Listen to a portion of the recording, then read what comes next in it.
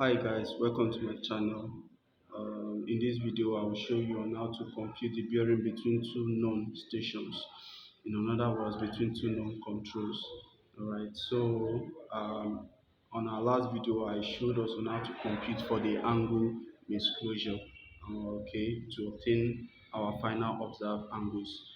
Okay, for those who are just joining us for the first time, please you can refer back to our video on how to compute for angle disclosures. Right, so in this video I will show us on how to compute for the bearing between two known stations. So please don't forget to hit on the subscribe icon on this channel and hit the notification bell so that you can get first-hand information as we keep uploading our videos. So don't forget, I will show us on how to arrange this control this way. Remember, on our first video I illustrated on how to carry out a close connecting type of traverse. So in this case I station my equipment on photo 003. All right, so the control that you station your equipment on will be beneath, just like this, with the coordinates respectively, northeast, eastings. Okay, while the control you back, okay, to, all right, will be above. In this case it is photo 001 with the coordinates respectively written northeast, eastings. So we want to get the bearing between these two stations. And how to go about that in a jiffy without any issues at all is to use your calculator, right, and punch the difference between the eastings, okay, between the two stations. Remember, we have the eastings values here, okay, for the two stations. So all you have to do is to punch the difference, all right, and in this case it is 503, okay, 599.732 minus 503,611.982. So here I am having negative 12.25. So all I have to do is just to write it down this way at the delta notice. Okay, change in instance rather. So I'm writing it down here as change in instance with the sign effective. All right, then I'm going to do for the nothings aspect, okay, the difference between these two values. So it is, in this case it's 153,303.132 minus 153,176.079.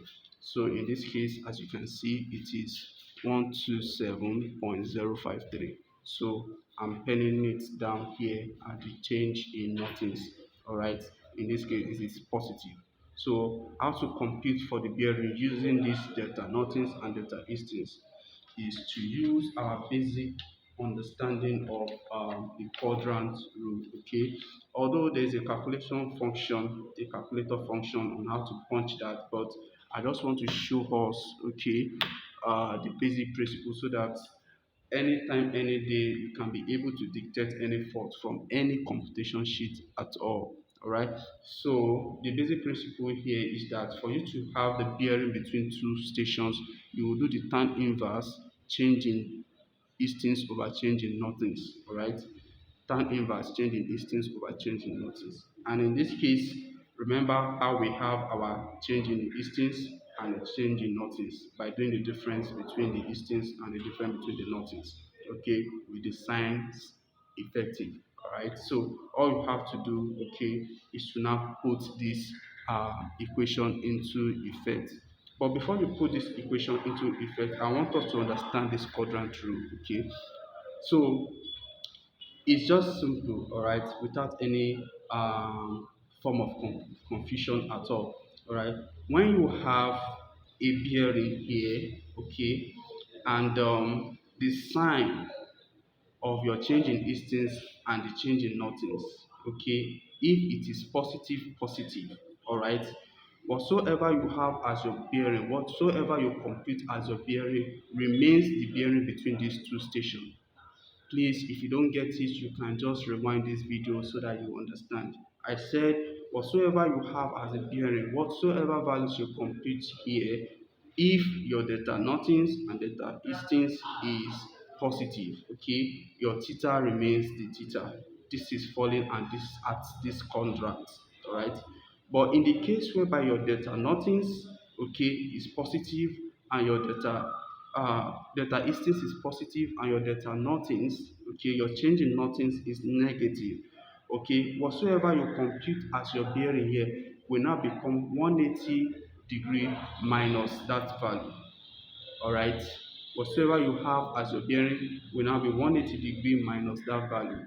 That will be the bearing for that between those two stations, two known stations.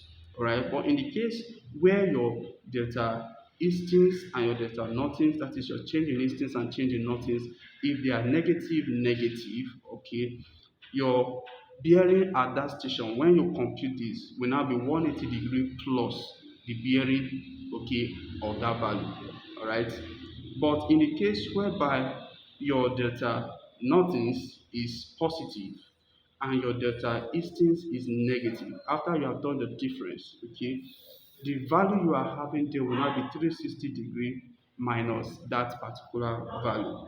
So we are going to do that in this case. Remember, in this case we've already computed for our change in nothings and change in distance, and checking the quadrant, okay, rule or the quadrant scenario here, where our quadrant for this bearing is this at this quadrant.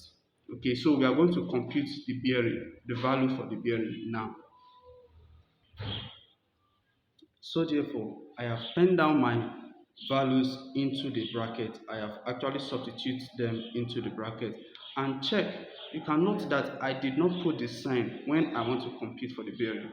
Okay, the sign is only effective, or it's only showing us on what quadrant does our bearing falls. Okay, the sign will only indicate on what quadrant our bearing falls. It's not as if it's having any effect when you want to punch, okay, to have the bearing. All right, so I did not put the negative 12.25. Okay, it's only indicating where our bearing falls, on what quadrant it's falling. All right, so now I'm going to punch this. How to punch is just this way.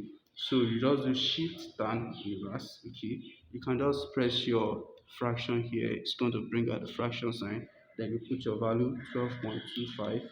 Okay, remember, over 127.053.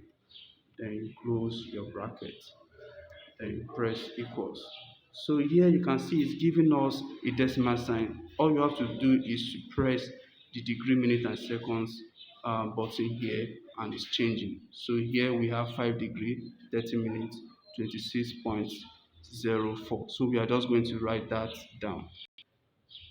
So putting down the value does not mean that this is the bearing. Remember, our quadrant falls here. So what is going to happen to this value is to have the bearing now. It's now going to be 360 degree minus 5 degree, 30 minutes, 26.04 seconds. That will be our bearing. The value we have there will now be our bearing. So now you punching that, you will have 354 degree, 29 minutes, 33.96 seconds, and that is the bearing between these two controls. So all you have to do is to now write it down in your forward computation sheet here. Okay, you are going to pen it down here as your final bearing between those two controls.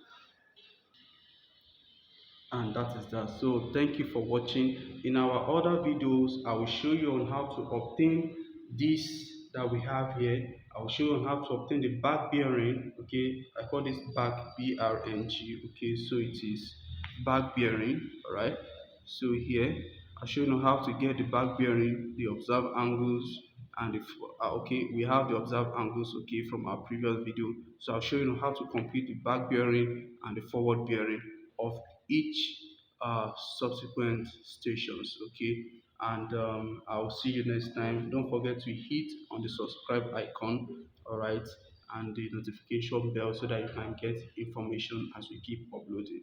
And don't forget to share to your friends, as many as possible. Thanks for watching. See you next time.